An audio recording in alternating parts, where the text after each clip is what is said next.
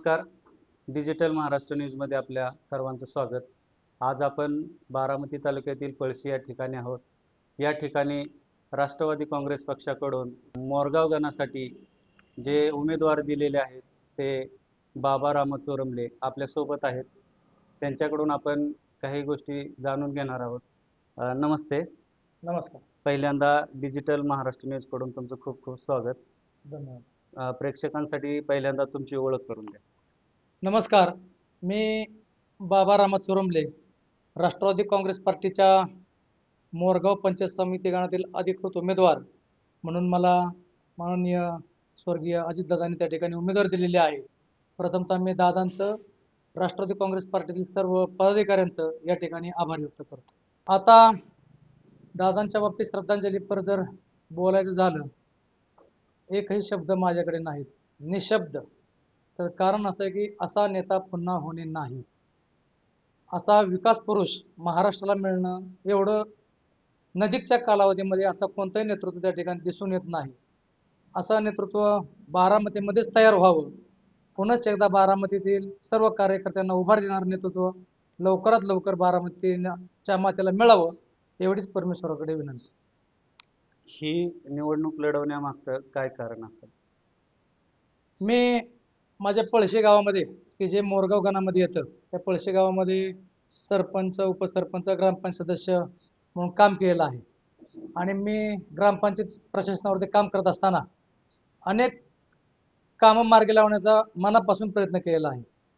पळशी गाव हा जिरायत पट्ट्यामध्ये येणारा गाव होता आहे, आणि या गावाला पिण्याच्या पाण्याची फार मोठी समस्या होती. योगायोगानं ग्रामपंचायत सदस्य म्हणून निवडून आल्याच्या नंतर पळशी गावच्या पिण्याच्या पाण्याचा प्रश्न मार्गी लावण्यामध्ये चांगलं योगदान मला त्या ठिकाणी देण्यात आलं. आणि बारामती तालुक्यातील जिरायत भागातील पहिला गाव पळशी असं ठरलं की जे टँकरमुक्त ठरलं. गाव टँकरमुक्त झालं. पुढं दुष्काळ पडला आणि जनावरांची छावणी राज्य सरकारच्या वतीनं त्या ठिकाणी करण्यात आली. त्याच पिण्याच्या पाण्याच्या योजनेवरती पळशी गावामध्ये एक छावणीचं नियोजन करण्यात आलं. आणि मग त्यामध्ये काम करण्याची अशी आवड निर्माण झाली की आता आपण पुढं सुद्धा आपल्याला काम करावं लागेल. म्हणूनच आता या वेळेला पंचायत समिती नागरिकांचा मागास प्रवर्गासाठी राखीव असल्यामुळं आपल्याला आता ही पंचायत समिती उमेदवारी मिळावी यासाठी प्रयत्न केले. आणि सर्व जवळच्या लोकांनी, राष्ट्रवादी काँग्रेस पार्टीतील जबाबदार पदाधिकाऱ्यांनी यामध्ये मला फार मोठी मदत केली. आदरणीय दादांनी शेवटी मला उमेदवारी दिली. तुम्ही सरपंच असताना अनेक कामं केलेली आहेत. या कामाबद्दल थोडक्यात मोजकी कामं काय सांगता येतील महत्त्वाची? मी सरपंच पदावरती काम करत असताना माझ्यासोबत जे लोक ग्रामपंचायतीवरती सदस्य म्हणून होते, उपसरपंच म्हणून होते, माझ्यासोबत माझ्या विचारात जे लोक होते, यांना सर्वांना सोबत घेऊन मला पहिलंच काम, मी थेट जनतेतून पहिला सरपंच म्हणून त्या ठिकाणी मला पळशी गावचा सन्मान मिळाला.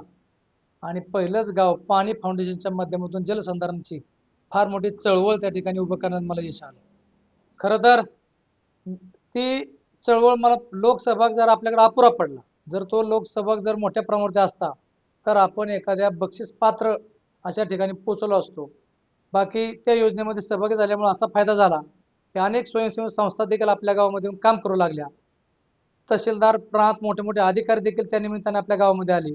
गाळमुक्त धरण आणि गाळयुक्त शिवार ही सुद्धा योजना आपल्या गावामध्ये मोठ्या प्रमाणात राबवण्यात आली. ओढा खोलीकरणाचं काम झालं. अशा पद्धतीनं अनेक कामं त्या ठिकाणी मार्गी लावण्यामध्ये जलसंधारणाची, की जो जिरायत पट्ट्यामध्ये सर्वात महत्त्वाचं काम होतं, ते करण्यासाठी मला त्या ठिकाणी चांगलं यश मिळालं. मोरगाव हा जो गण आहे, हा गण जिरायत भागात मोडतो. तर पाण्याच्या प्रश्नावरती कशा पद्धतीने तुमचं नियोजन असेल? शेतीच्या पाण्यावरती शेतीचं पाणी. काय आहे की मोरगाव आणि सुपे हे बारामती तालुक्यातील जिरायत क्षेत्र आहे. त्यातील मोरगाव हा पुरंदर उपसा सिंचन योजनेच्या पाण्यावरती त्या ठिकाणी अवलंबून आहे. अनेक गावामध्ये पुरंदर उपसा सिंचन योजनेच्या पाईपलाईन आलेल्या आहेत, मात्र अजूनही काही ठिकाणी त्या पाईपलाईन पोचलेल्या नाहीत. म्हणजे जवळपास ॲव्हरेज जर आपण काढलं 30-40% आता भाग हा 12 महिने उरिताखाली आलेला आहे. अजूनही 50-60% भाग त्या ठिकाणी उर्वरित आहे. अजितदादा त्या ठिकाणी CSR फंडाच्या माध्यमातून बरेच कामं त्या ठिकाणी करण्याच्या मूडमध्ये होते. दादांना मी ज्यावेळेला पंचायत समितीच्या इच्छुक उमेदवारांमध्ये मुलाखत देण्यासाठी गेलो, त्यावेळी पुढे दादांच्या पुढे मी हाच एक प्रश्न मांडला की दादा, मोरगाव हा एक शेततळ्यांचा गण म्हणून आपला पुढे आला पाहिजे. शेततळे कशासाठी की जर आपण पावसाळ्यामध्ये पावसाचं पाण्याच्या खाली वाहून जातं आणि आपले कृषी पंप देखील 1-2 महिने बंद असतात. त्या दरम्यान जर आपण ते संपूर्ण पाणी शेततळ्यामध्ये जर स्टोअर केलं आणि तीच शेततळे जर आपण नंतर वापरामध्ये आणली तर 12 महिने 1 ते 1.5 कोटी लिटर पाण्याची क्षमता असणारी शेततळी तयार झाली तर 4 ते 5 एकर क्षेत्र 12 महिने त्याच्यावरती बागायत होऊ शकतं. आणि त्याचा दुसरा फायदा असा होईल की जर उन्हाळ्यामध्ये जर शेततळ्यातील पाणी कमी झालं तर पुरंदर उपसा सिंचन योजनेचे कनेक्शन त्या शेततळ्यामध्येच घ्यायचे आणि त्यातच पाणी घ्यायचं. त्याच्यामुळं खाली जो सोर्स आहे तो देखील खराब होणार नाही. मात्र आमच्या भागातील शेतकऱ्यांना शेततळे करणं परवडत नाही. शासनाच्या MREGच्या योजनेच्या माध्यमातून शेततळ्यांना फक्त 50,000 ते लाख रुपयापर्यंत अनुदान मिळतं आणि खर्च मात्र 12 ते 13 लाख किंवा 14 लाख देखील त्या ठिकाणी खर्च येतो. मग हा खर्च करणं आमच्या लोकांना परवडणार नाही. म्हणून आपण CSR फंडाच्या माध्यमातून सामाजिक संस्था आहेत त्या सामाजिक संस्थेमधून जर मशिनरी मिळाली डिझेल वापरून तर आमची लोक शेततळ्याची कामं फार मोठ्या प्रमाणावरती करतील आणि आम्हाला दुसरं कोणत्याही पाण्याची त्या ठिकाणी गरज पडणार नाही. हा विषय मी दादांसमोर मांडला. दादा तो एवढ्या बारकाईने ऐकून घेतला की दादा मला म्हणले निवडणूक झाली तर मला भेट. आता दुर्दैव आमचं असं आहे की दादा नाहीत. मात्र दादा जरी नसले तरी सुनेत्रा वहिनींनी देखील इन्व्हायरमेंटल फोरमच्या माध्यमातून फार मोठं काम त्या ठिकाणी केलेलं आहे. वहिनीला देखील सामाजिक काम करण्याचा फार मोठा अनुभव आहे. ही कल्पना आम्ही वहिनींना सांगून प्रत्यक्षामध्ये आपल्या मोरगाव गणामध्ये उतरवण्याचा निश्चित प्रयत्न करू. पाण्याबरोबरच अजून दुसरे प्रश्न कोणते प्रश्न आहेत असे तुम्हाला काय वाटतंय? कोणते प्रश्न अजूनही महत्त्वाचे आहेत पाण्याबरोबर? आपल्या भागामध्ये अजूनही महाराष्ट्र जीवन प्राधिकरणाच्या ज्या काही योजना आहेत पिण्याच्या पाण्याच्या योजना या योजनेची कामं संपूर्ण वाड्या वस्त्यापर्यंत अजून पोहोचलेली नाहीत. त्या योजना अजूनही अपूर्ण अवस्थेमध्ये म्हणजे वितरण व्यवस्था त्या ठिकाणी अजूनही काही भागामध्ये पूर्ण झालेली नाही. संबंधित विभागाच्या पाठीमागे पाठपुरावा करून प्रत्येक घरापर्यंत हर घर जल म्हणजे जे जलजीवन मिशनचा जो संदेश आहे की हर घर जल या योजनेचा वापर करून प्रत्येक घरापर्यंत पिण्याचं पाणी पोहोचवणं. तसेच आपल्या या मोरगाव गणामध्ये जवळपास 1ली ते 12वी पर्यंत 3,500 विद्यार्थी त्या ठिकाणी शिक्षण घेत आहेत. 12वी नंतर बरेच विद्यार्थी स्पर्धा परीक्षेच्या तयारी करत आहेत. मात्र स्पर्धा परीक्षेच्या तयारी करण्याच्यासाठी आवश्यक असणारी अभ्यासिका आपल्या त्या मोरगाव गणामध्ये नाही. आदरणीय सुनेत्रा वहिनीच्या पाठीमागे लागून याच भागामध्ये एखादी सुसज्ज अशी अभ्यासिका तयार व्हावी यासाठी माझा एक महत्त्वाचा प्रयत्न राहणार आहे. तुम्ही घर टू घर प्रचार करत आहात. मतदारांना काय सांगता किंवा कशा पद्धतीने मतदारांना तुम्ही आव्हान करत आहात? काय झालंय राष्ट्रवादी काँग्रेस पार्टीचं शिखर नेतृत्व आमचे सर्वांचे नेते आदरणीय दादा अजून 10 दिवस देखील पूर्ण झालेले नाहीत आणि त्याच्यामुळं गाजावाजा तर करता येणार नाही. म्हणून प्रत्येक घरापर्यंत आपला संदेश पोहोचला पाहिजे. शेवटी निवडणूक ही लोकशाहीतील महत्त्वाची प्रक्रिया आहे. लोकशाहीमध्ये निवडणूक लढवणाऱ्या उमेदवारांना प्रत्येक घरापर्यंत पोहोचणं महत्त्वाचं आहे.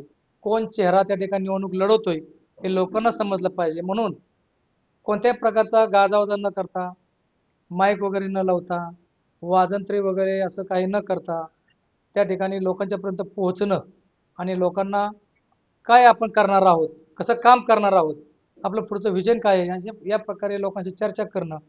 दादा नसल्यामुळं सर्व राष्ट्रवादी काँग्रेस पार्टीतील जबाबदार लोकांना सोबत घेऊन सर्वांना बरोबर घेऊन पुढे जाणं अशा पद्धतीचं आता प्रचारामध्ये देखील काम चालू आहे. आता मतदारांचा प्रतिसाद कशा पद्धतीने लाभतोय?